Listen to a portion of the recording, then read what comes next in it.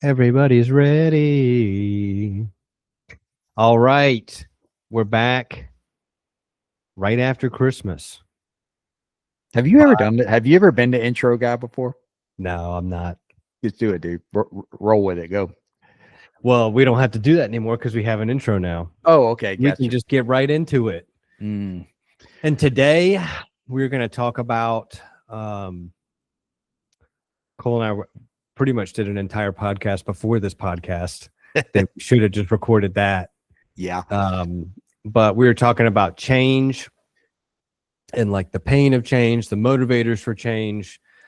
Obviously, that's huge in recovery, whether it's changing in from addiction into sobriety or the fear of change while in sobriety, and then also the potential for like relapse, being that that's like another kind of change balance. And I think the main thing we're saying is that there is the pain of change, and then there's the pain of staying the same. Or going back to it. So like if you are sober for a while and you're thinking about relapse, there's going to be some pain to like totally mess your life up with relapse, or it's the pain of dealing with your life the way it is.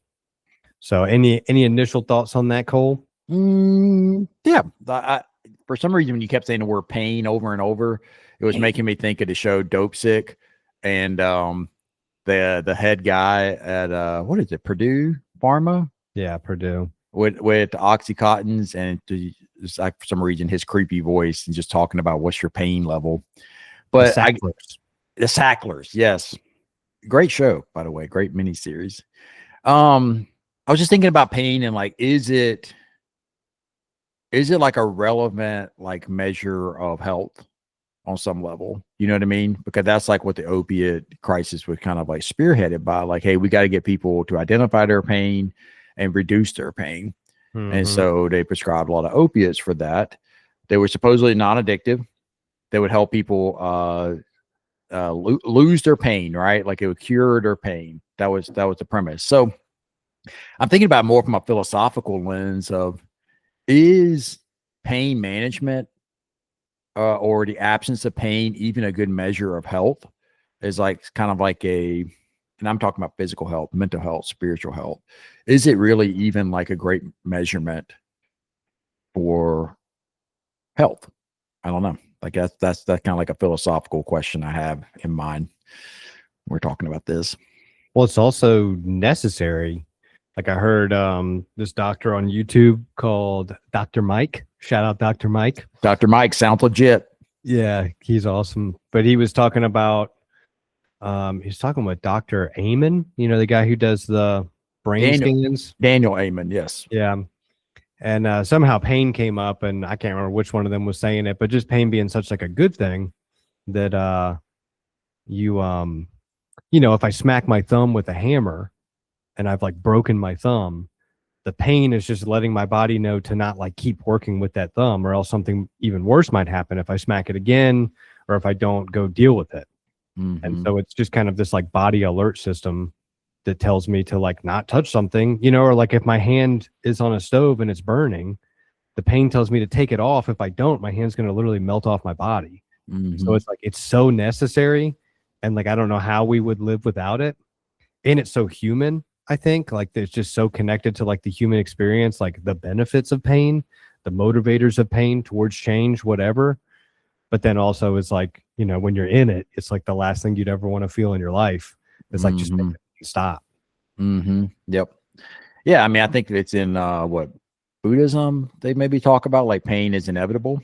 Mm-hmm. Even suffering is inevitable. And you start distinguishing between those two. Like pain is, and the way I think of it, pain is like a short-term reaction to something. Hitting your thumb with the hammer, that's pain, right? It's a immediate reaction. It is a cue that you're feeling physically, mentally, emotionally, to say like, hey, something's not working here. Stop for a second. Let's evaluate. And then there's suffering, which is just like this chronic pain that's being experienced. And I think that maybe like has its roots in like doing and living a life outside of your values, perhaps, of like the suffering. And so I think about the people that come into our offices. I mean, they are in pain, but they're really suffering. You know, like they're in this scenario which they have gotten so far away from their values that they hardly recognize themselves. You know, like the lying, the cheating, so much so that they think that is who they are. Like that is like who they are at their core. They are somebody who like lies, cheats, steals, does whatever to get what they want. But that's not how they were necessarily as a child. It's evolved and turned into this, you know, and so there is like intense suffering that's happening. But I do agree with that idea that like it's inevitable, it's necessary, right, to kind of help us like course correct, or even to talk to people about this pain and them help us course correct. And that's what's so messed up about the opiate crisis, is that like with taking something that's very uncomfortable, people who are vulnerable, and like taking advantage of them in that way. So. Well, to your point, I think the quote, and I don't know if you had said it, I might have missed it, but is pain is inevitable, suffering is not. Mm-hmm. So it's like the pain part is like gonna be with it, but the suffering doesn't have to be. And I think the tough part of opiates is that like it addresses the pain without addressing the suffering. Yeah. Especially for like addicts. Like if you have chronic pain, obviously opiates dealt with the chronic pain, but then you get this exchange of this addictive drug that then I think leads to the suffering. Mm-hmm. But if you already have the suffering, opiates only treats the pain without touching the suffering, and only increases the suffering in your life. And so I think there's just like deeper things to fix the suffering, or not even to ever fix it. I think it's just a part of life is some degree of suffering, but to just like treat it as well as we can, that we don't have to stay stuck in it. Yeah. Yeah, I know we're talking about things from like a medical standpoint or like a body standpoint, but it does make me think of like if you have, I don't know, let's say you have an ankle that's always like I'll use my knee. This is a good example of it. I had accidentally torn my I tore my ACL accidentally, and did not know I had torn it. And over the course of several years, I would re-injure it, not realizing that I had a torn ACL. I would say it was akin to like rolling an ankle. My knee would pop. It would be really swollen and stiff for a few days. I would take it easy on doing any kind of like athletic stuff that I was doing for a couple weeks. And then I would go back to it and I would be fine. Or at least so I thought. Right. But my body wasn't performing at a level that it could, unbeknownst to me. Like I didn't know. I thought everything was fine. And I was also some hubris of being a 20-year-old guy, you know, like that's fine. And I didn't want it to be a problem. I knew when I had the initial injury that the good chance I tore my ACL, and I literally thought I could just will myself to not having a torn ACL.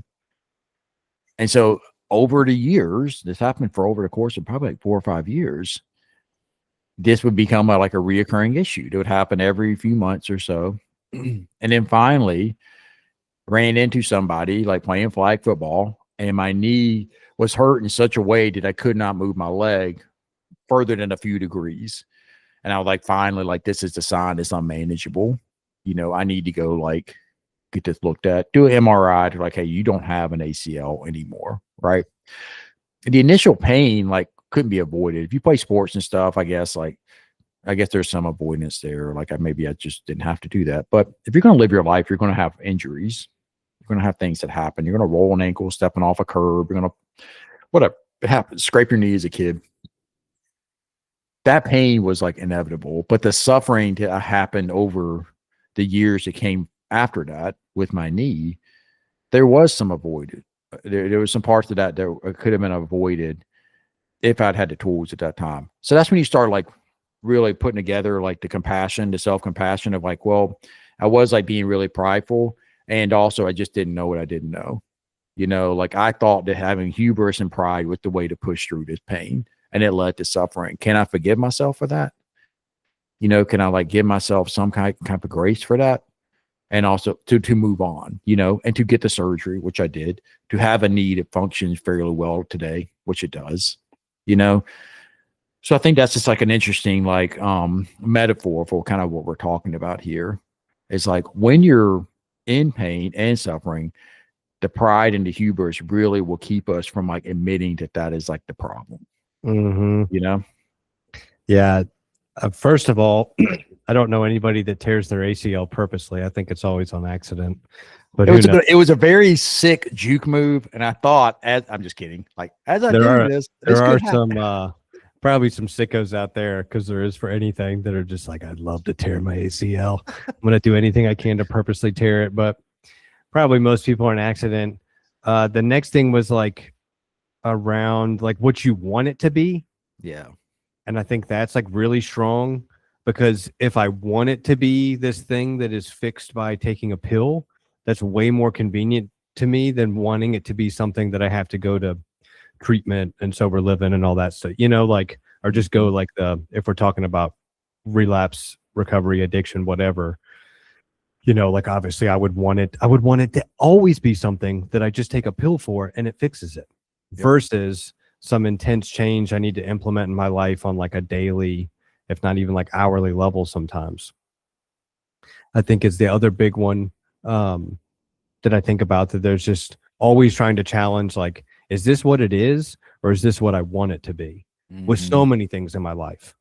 Is this person actually a bad person, or do I want them to be a bad person to justify how I feel about them or my actions in this situation, because I only reacted and they're bad and they did this first, so I had to do it. So I feel like that's like a really, really good thing to challenge myself on all the time, is just like, is this what it is, or is this what I want it to be?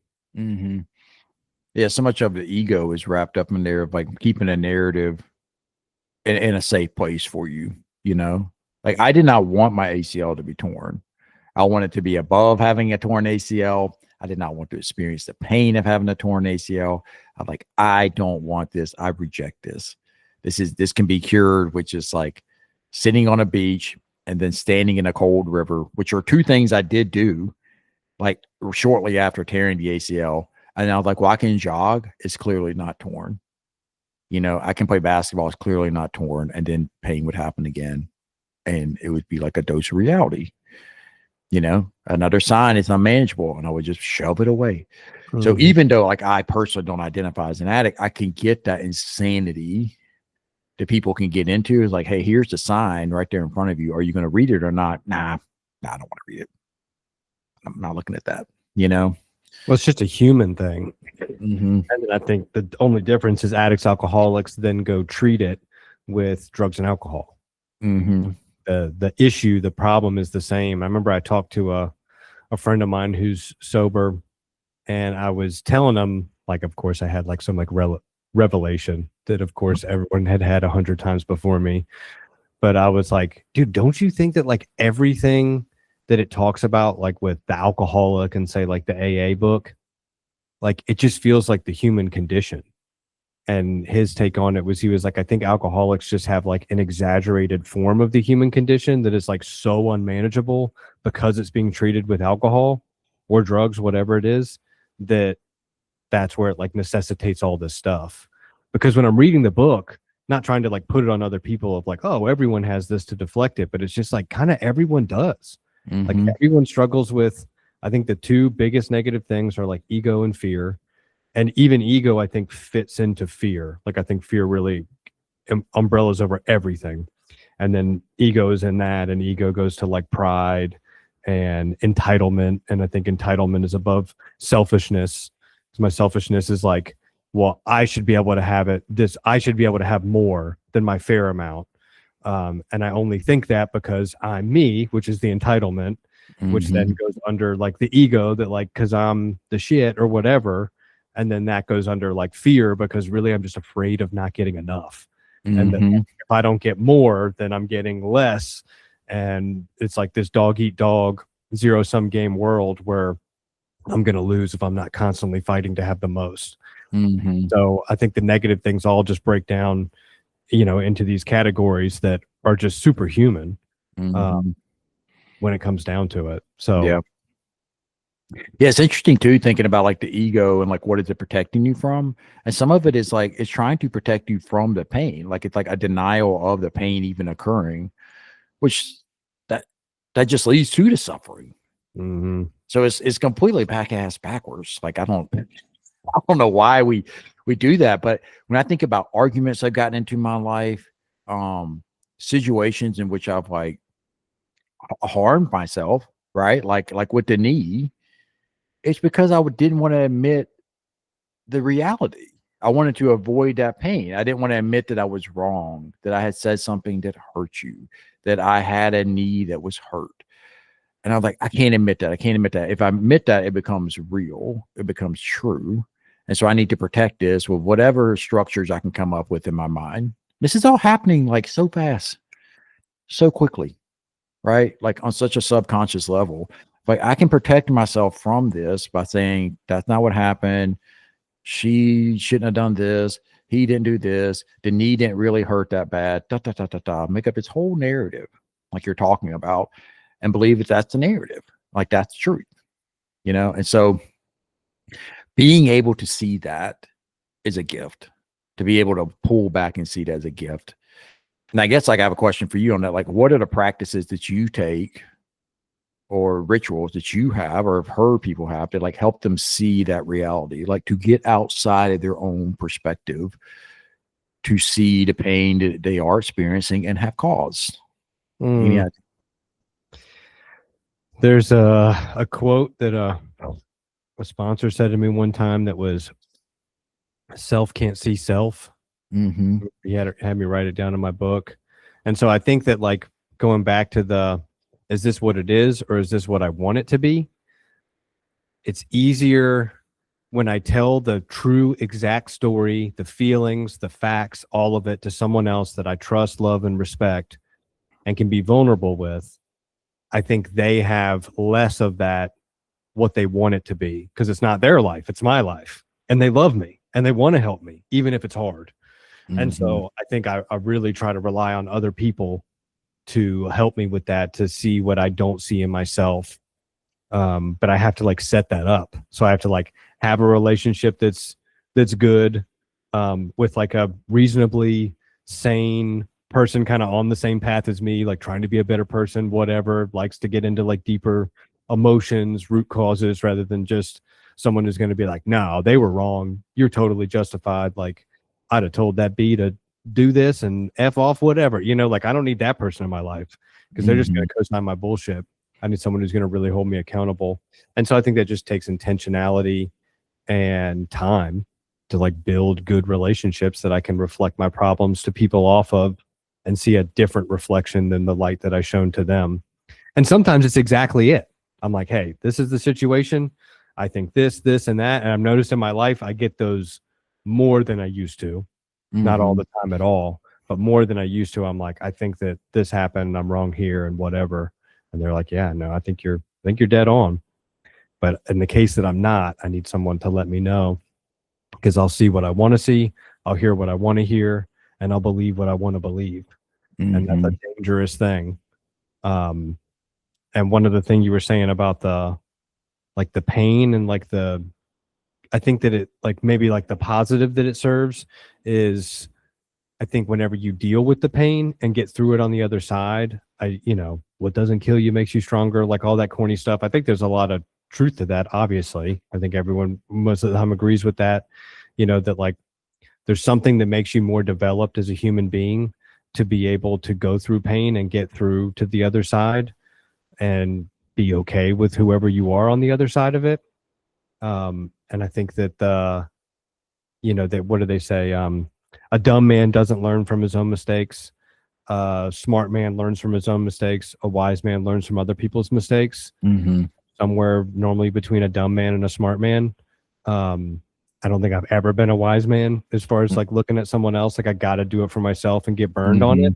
But then once I get burned on it, that's like the proof that I need in my life that can necessitate change and like make that possible, where I'm just like, okay, I burned my hand on that thing myself. So now I know I'm not going to touch it. Or I went through this really hard thing, whatever, and came through stronger on the other side. That was kind of two different things. One was the answer and the other one was a tangent. Yeah. Building off the tangent though, or the last thing you were just saying, do you feel like it's almost necessary to burn your hand multiple times to more quickly get to a place of humility and like not being defensive? I guess where I'm coming from is like, I feel like I make the same mistakes over and over and over and over and over again. And then the people in my life can call me on that.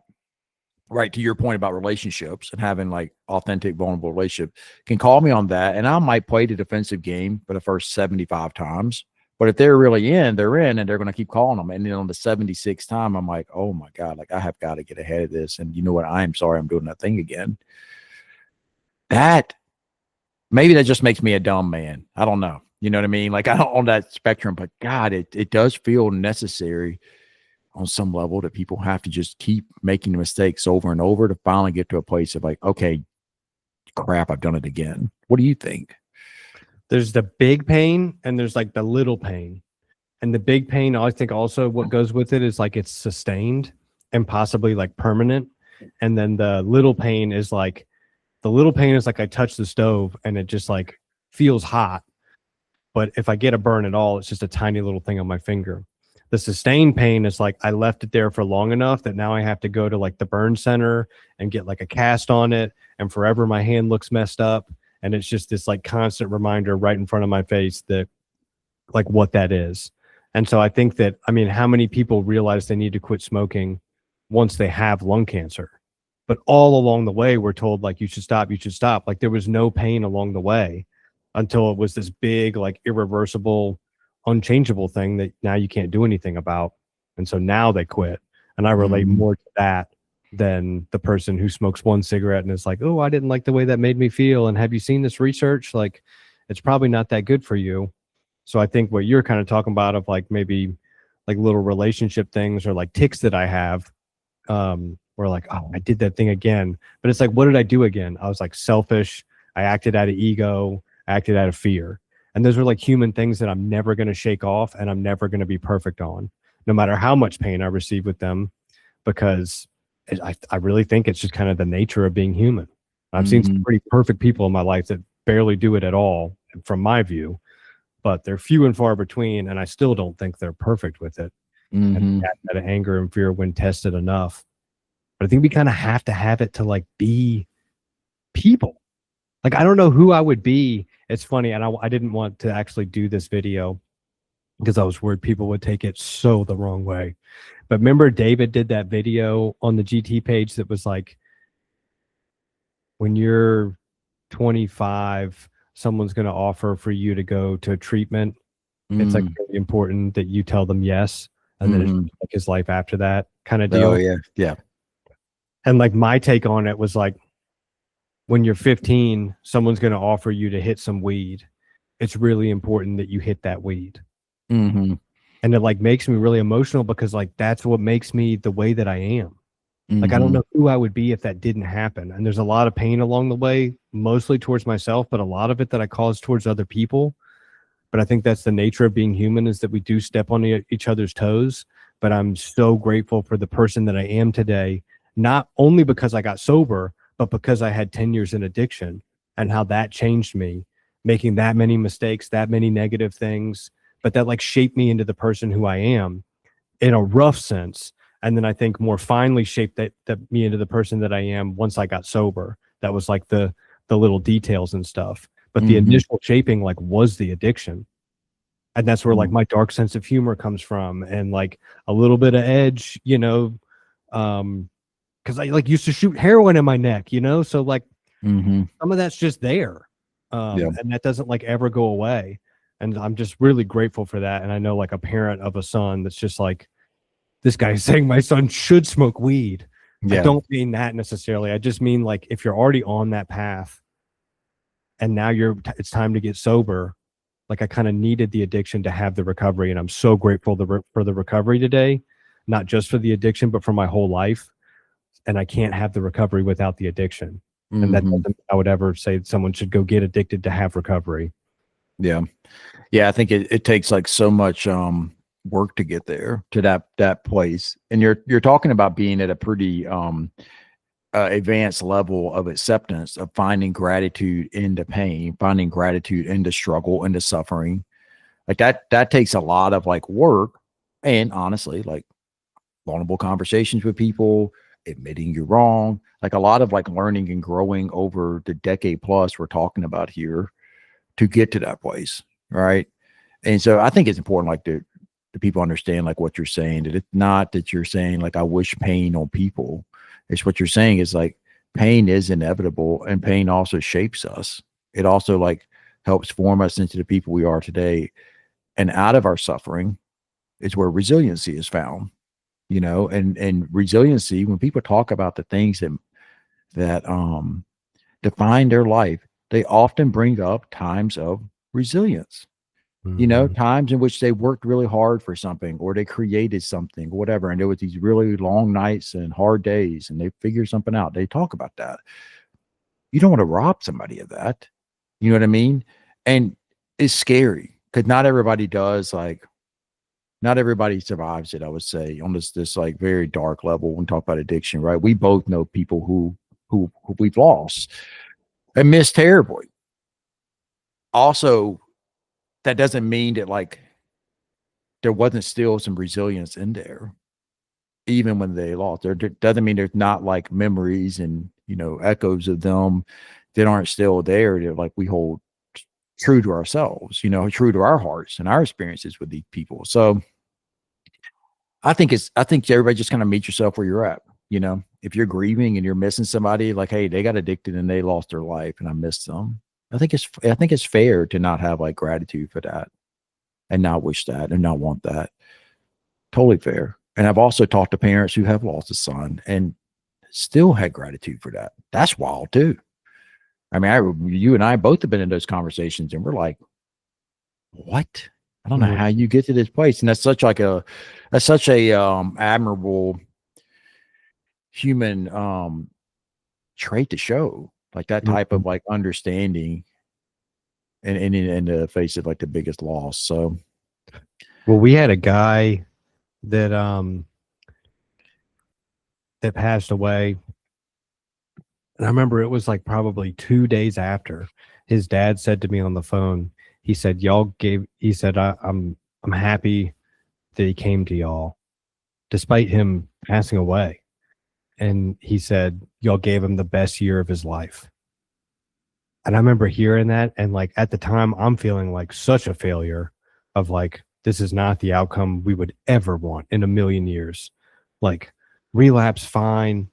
Overdose and brought back, okay. Come back to the program a second time, all this stuff. But yeah, I was just shocked by that. Just that level of like gratitude and acceptance. And I don't think he was wrong. This guy like struggled a lot his whole life. And this like 1 year that he was with us, he had like a lot of fun. He like laughed a lot. He had the best friends he'd had possibly in his whole life, if not for a long time. Like it really was this very great year. And you've had I was thinking about this too. Like you've had a lot of really hard stuff in your life that's happened despite not being addict, alcoholic, or anything like that, that you shared with me the other day. Just like remembering, so I'll like forget other people's struggles sometimes, or I just don't think about it when I'm talking to them.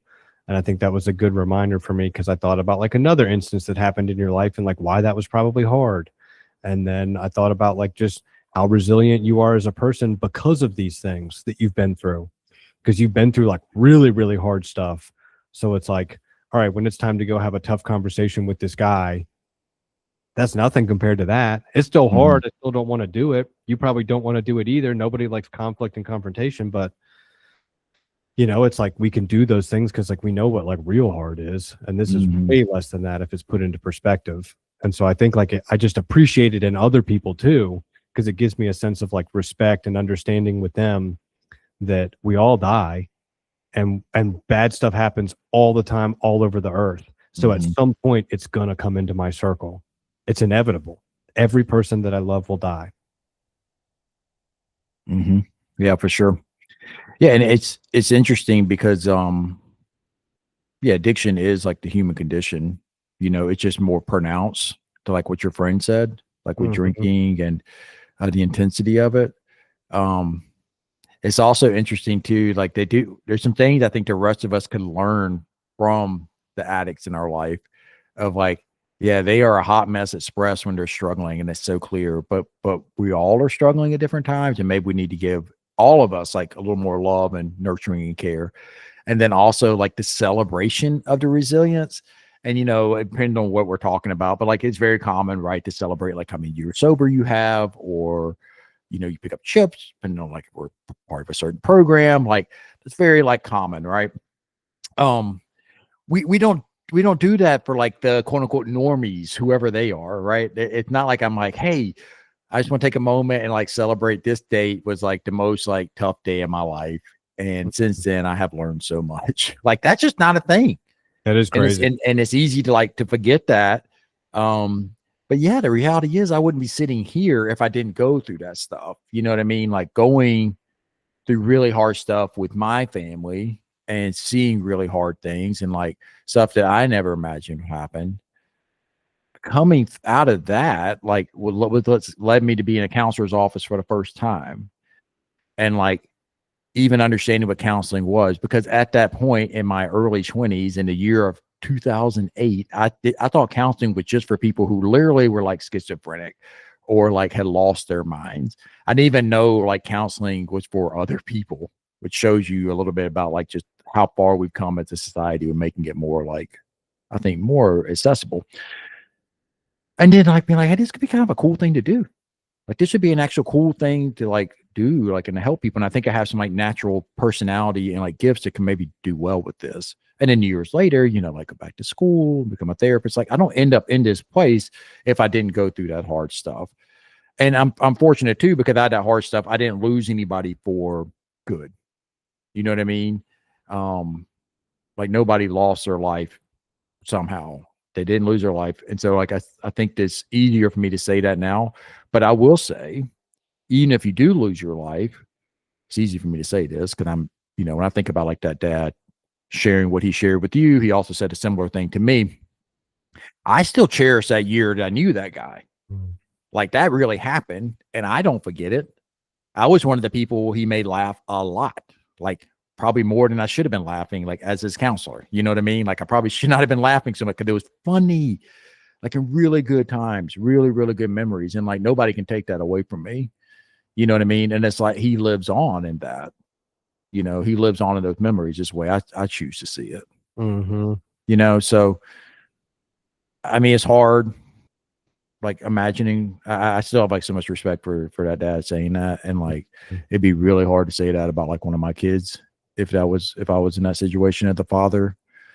But we are like way more resilient than we realize, and like resiliency is where we kind of find ourselves in a lot of ways, Yeah.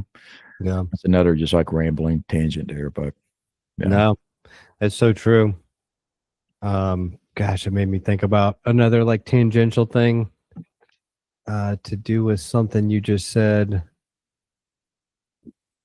Might have lost it forever. Might come back. He'll probably come back in a few minutes. It's a big podcast of tangents. Yeah. Which I would expect nothing less, really. I think when it's two people, and I think David keeps it more on track too. It's like kind of reels it back in from the tangents. But yeah, I kind of thought with him being gone. But I think it's fun too, just going from one thing to the next and circling back. Weaving. Can I bring up a couple things to go back? Because you were saying, one of the ways that you try to like address the ego, and like practice humility is to like have people in your life that you trust, care about, and who are going to call you on your stuff, and like checking in with them and being honest with them. Like, that's the way you do it. I have a couple other like ways that I practice that as well. I do what you say. Like, I think that's a really good one. Like, that's probably the most foundational one, or the most like fundamental, I guess, to human nature, is like use other people to help us not to see outside of ourselves. I have found writing to be very helpful in recent weeks and months, I guess. But you just sit and write and let whatever, and typically in the morning, and just let whatever's in there come out, and not be ashamed of what I'm writing, and to let it all rip. Like to let it out. I have found it to be a really good way to get out some of this like internal angst I feel as a human at times, to get out some of this gratitude, to just kind of clear the head a little bit, and to pull. We were talking earlier, and I describe it like the Wizard of Oz, but like to pull the curtain back and actually see who the wizard is to pull on these levers, pushing these buttons, twisting these knobs, who that is back there. And a lot of times I find it to be my own ego and hidden in the. It's 6 monkeys in a trench coat, dude. 6 monkeys in a trench coat, and their names are stubbornness, defensiveness, hubris. You know what I mean? Like we could come up with something on this, but like they're back there. You know what I mean? And like pulling everything, and I have to like pull that curtain back every day. This is the daily inventory. You know what I mean? Like this is what they call in the traditions of the program, like a daily inventory. And correct me if I'm wrong on that, but like checking in with myself, I'm like, what is going on here? So I think it's a really good combination of like the self work that you're doing. Like, can you try to like pull that curtain back yourself, and then having relationships and structures in your life to help keep you accountable. And we're fortunate we have that with like running a business together. Obviously you being part of like a recovery community, both of us being in marriages with women who don't mind telling us, do we need to do better, and we can do better, having good friends to do that. Like we have like certain like structures in our life to help us stay on track with that, and to keep us humble in a lot of ways, but I have found writing to be very helpful, very, very helpful for me. That's been a method I've been using. Yeah. I think there's a lot of good behaviors. Like another one I know that you do really well with, especially proactively and intentionally, is working out. And like I know even last week we had to have a hard conversation with somebody. Okay, now it's coming back to me. And you were like, yeah, I like went and did a really hard Muay Thai workout before, so that just kind of all that like conflict and like contentiousness was just out of me. And in that conversation, I was like, dude, he is being like so patient. And again, if I was sitting in your shoes in that conversation, I was getting kind of riled up just listening. So I might have said some stuff that I would be unhappy that I said later on. And so I'm glad I didn't. And I'm glad you were more leading the way on it. And I'm glad that you worked out before so that you could be calmer and did that kind of intentionally and proactively. So I think there's like an exercise component that, I mean, sounds kind of hokey even coming out of my mouth, but I think really does make a difference. Just kind of being like a balanced person. Like as best I can be, then I'm going to show up better in these situations. Yeah. I'm going to see things more clearly. And I remember the thing I was going to say was real quick. Yeah, go for it. I was talking to my dad, shout out Barry. And Barry? He was talking about somebody who was like saying some pretty like desperate stuff of just like, I don't want to live. And like, I thought about taking my whole bottle of pills. And I'm sorry that I'm laughing as I say that, because it's not funny, and depression and suicide are serious. But he said, he was like, it was like psychotic, like just psychobabble, crazy stuff. He was like, do you think he has like schizophrenia? And I was just like, bro, no, he has like depression and suicidal ideation. What do you mean? He's like, I mean, that's just psychotic stuff, talking about killing yourself.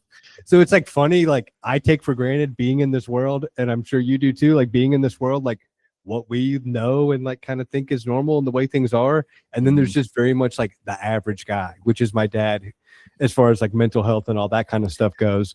We're just like, oh, you went to go see a therapist, he might have some kind of deep-rooted psychosis. It's just like, yeah, no, or he's just like has like normal life stuff, and just like the human condition, I feel like, is what we go to therapy for. Because if I don't have that friend in my life, I basically pay a therapist to be that friend in my life. Yeah, for sure. It's like who I reflect that stuff off of and get back. But it's just funny what like the average person thinks therapy is about, 12-step is about, recovery is about, whatever. Some kind of well, first of all, Barry is not an average person. He's a national treasure, and he'd be treated as sort. Secondly, I'm surprised he wasn't saying like his tempers are off and he's got too much black bile in him, and we need to like get out, like going back totally like 1800s medical like terminology and stuff. Like we need to like give him some leeches and get that spirit out of him. Like we should leech his brain. You need to leech his brain. Guys acting psycho. Put the leeches on him. Well, I think those of us in this like mental health world, we are just by nature just over explainers. Like we are just connecting dots that people are doing, whether they realize it or not. And like one of the things I've been trying to remind myself, like as a therapist, is not even so much as trying to teach people. I'm just trying to help people remember. Because as a kid, you have a lot of this stuff. Like you need to go, you feel better after you go jump on the trampoline. Like, like you may need to sit down and color, or a nap wouldn't be a bad idea. Like if you wake up from a nap, even though you fought before it, these things. We just forget. We forget as we get older. We forget as we feel like we have to have some kind of status and like responsibility and appearance in this world. We forget. So I think therapy is a lot of just like over explaining and helping people remember. But people are doing these things.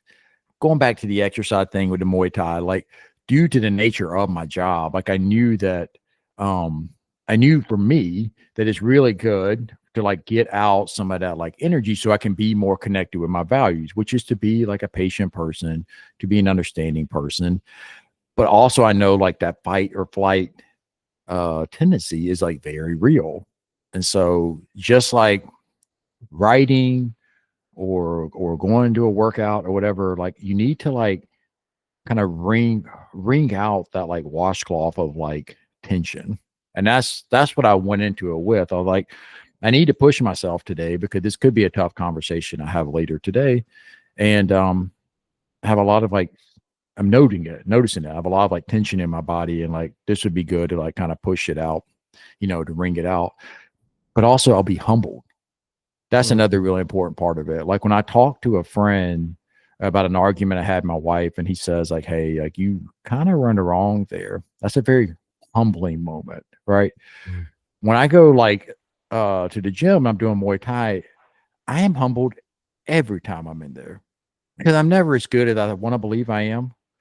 Like I'm never as good as I think I am. And I figured that out real fast. Like it's a very real lesson, and like it's a humility. And luckily, after years of practicing it, I realized like that is part of the experience, and that's a very good part of the experience. That it's not like I'm a bad person or I'm a weak person or I should be better. It's like, no, this is like necessary humble pie for me, and so I can make mistakes. I'm gonna go into this conversation later today. I might make mistakes. Maybe I've done some things I could have done different. How can I be more in the present? So that was just some of like my philosophy behind it, if that makes sense, of just like ways to find humility in the best way, Mm-hmm. Yeah. Stay humble, stay right size. I think it's huge. Mm-hmm. Yeah. It doesn't feel good. And I don't like run towards that naturally. I run away from that as fast as I can naturally to protect my ego so that I can think that I'm great and awesome. Because who doesn't want to think that, I know. It's a real powerful thing though. And like you can do it with your kids.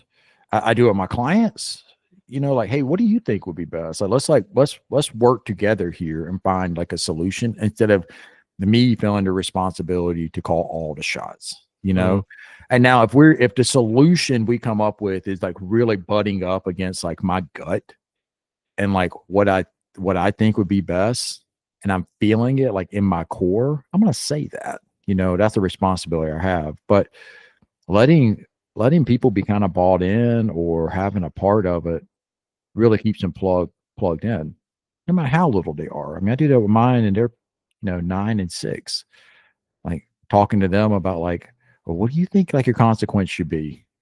And that's pretty funny conversation, but sometimes they're tougher on themselves than I would have been. I'm like, well, let's rein it back. And then sometimes there's like not tough at all, but I want to have this like autonomy and figuring that out, Yeah. Better that way. Well, I think like you said, I was thinking about like diversifying like investments. Mm-hmm. If all of my investments are in stocks and stocks tank, I'm screwed. Mm-hmm. If all my investments are in bonds and bonds tank, I'm screwed. Like whatever the thing is. And when I can somewhat diversify and get like some other opinions in there, I at least have like informed consent or an informed opinion on, okay, I've heard this perspective, that perspective. Like everyone's gotten kind of, I've like diversified or like democratized like this decision, which sometimes can be bad if it's too many cooks in the kitchen. You got to have just kind of one clear direction. Mm-hmm. But I rarely see it go that far where it goes poorly because there's so many different opinions. When I'm talking about like me and two of my closest friends, that are just like, hey, what do you think I should do here? What do you think, or what do you think we should do here? And then maybe I'm still the one who has to make the decision. But now I've got stocks, bonds, gold, silver. Dang, boy, get it, dude.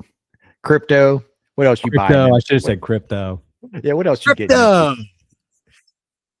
into? Lego sets. Big Lego set guy here, just buying Lego sets. Does Bitcoin want to sponsor the podcast? Today we're sponsored by Bitcoin. There we go. That's you got it down. You got it down. Now, But yeah, I don't know. I think it's just we're all over the place with this. But I do think like if you get anything out of this conversation, perhaps it's like the pain is this kind of necessary thing that you're not going to be able to avoid. But suffering, there can be some avoiding, but you may take a little bit of suffering to make the change. Like we may not, just because we put our pain at first, make the change right away. So just being like mindful of that and realizing it and checking it, What if you change your if I change my relationship with pain, I think it changes so many things outside of that. If it's something I'm fearful of and want to avoid at all costs, it normally leads to bad things. When it's something that I accept as a natural part of life and can even be grateful for, I find that my relationship with it is way different because now I've like just taken some of the sting out of it. And I think that even does kind of translate to like lessening physical pain when I like accept it as like a positive thing and I'm grateful for it. Yeah. So, pain and change is what I would call this. Pain and change. Pain and change with 25 tangents. Yeah. Well, also I think about like what we were talking about before we got on. We just came out of Christmas, and I was just saying like I didn't really enjoy my Christmas, and I haven't enjoyed my Christmas a lot the last couple of years. And you were making a point, you're like, I feel like you do get kind of down this time of year. You can kind of like nihilistic, you know what I mean? Just like blow everything up, fuck everything. Oh, sorry for the language. F everything. Oh my gosh, cool. Beep it out, David. Beep it out. But yeah, I get real just like I throw my hands up. And what is that? And so that's pain. I don't like that. Like I tend to try to be like a pretty positive person, optimistic, find joy in life. I mean, I have Legos all over my office. I try to lean into the childlike part of life, but I'm feeling pain, and why? What is that trying to tell me? And not run from it, but try to be curious about it, talk to people about it, to just like try to understand it a little bit better. And if there's something that is off, am I going into it the wrong attitude? Am I like missing some things there? Yeah, I totally agree. I'll share one other thing too. It's kind of random. I'm gonna share that thing I wrote this morning that I was like talking about with like regard to stubbornness. I don't really know how it necessarily relates. I think a little bit with like the ego part of it. Ego, stubbornness. I'll see if I can say it. Maybe David can clip it into the Instagram. Let's see. Yeah, so I was talking about like ego and stubbornness and like how it's such a human condition and we all struggle with it. That, when you're young, when you're in that time of your life, people will say, just you wait, you'll find out. And your stubbornness say like, no, I'm not. Like, I'm not going to do that. I'm not going to be achy and sore at 35 years old. Like, I'm going to have way more money. I'm going to be a millionaire by the time I'm 30. Like, I'm going to have all the fun in college. I'm going to do all this thing. And people say, just you wait. And stubbornness, like, and pride keeps us from like seeing the truth in that. And then we hit like our middle ages, which is where I'm at right now, being 40. And people say, hey, you're going to miss this. You're going to miss like a 9 and 6-year-old doing Christmas morning. You're going to miss going to Disney World. You're going to miss like going on bike rides. You're going to miss your kids wanting to spend time with you and yapping and running around the house. Build my Lego, fix this toy. Come on, daddy, do this, do this, do this. You're going to miss this. And my stubbornness and pride makes me say like, this is tough. This is tough. I'm not going to miss this. Remember back when I used to just like sit and just watch what I wanted to watch and read what I wanted to watch and sleep in what I want to sleep in? Remember that? I'm not going to miss this. Right. And then you get older and you've earned it, right? You put a lot of like decades on this earth, and your adult kid might look at you when you say something off color or something you shouldn't say. And they say, hey, you can't say that. And your stubbornness and pride say like, no, I'll say whatever I want to say. I've earned this. I can say whatever I want. Mm-hmm. And my point is with that, when I was thinking through it all, because I had like instances of this over the holidays, it's like just being very mindful of like your stubbornness and pride is going to come up. The defensiveness is going to come up. That's fine. Just see it and then try to think outside of that perspective. Look at yourself from a different perspective. And it may help you actually hear the wisdom of people who are trying to put on you when you're young. It may help you actually really cherish those magical moments that are happening when you're in the middle of this sandwich, just getting squished by life, that you may still find the magic. And when you're older, that you still are always learning. You're always learning, even from people who are younger than you. So I think there's a lot in there about like humility and just like paying attention to what life has given you. Yeah. Always a direction to be prideful, stubborn, entitled, selfish, and then always a direction to be the opposite of those things. Mm-hmm. Humble, giving, patient, thoughtful, honest. I just think I always have that choice. It's important that as much as often I go one route rather than the other, but knowing that I'll never do it all the time. Yeah. I think for me too, I'm going to start like trying to practice this where I just recognize that I'm always going to be defensive. It's like the urge is always going to be prideful and defensive. And then can I also then always, best I can, boomerang back to humility and having a bit more self-awareness, like, and just maybe instead of expecting to be there, realize the boomerang has to happen. I have to like, immediately defense is up. Okay, they're up. All right, I'm seeing them doing a thing. Like, what is this person trying to tell me? And then like get to more of a place of just being humble. Mm-hmm. Not a bad thing to accept. All right. All right. That's it. Wow. I don't know how to stop this. Actually, I do. I just found out. Okay. We'll see ya. We'll see ya. For real now. We'll really see ya. I'm pressing the button.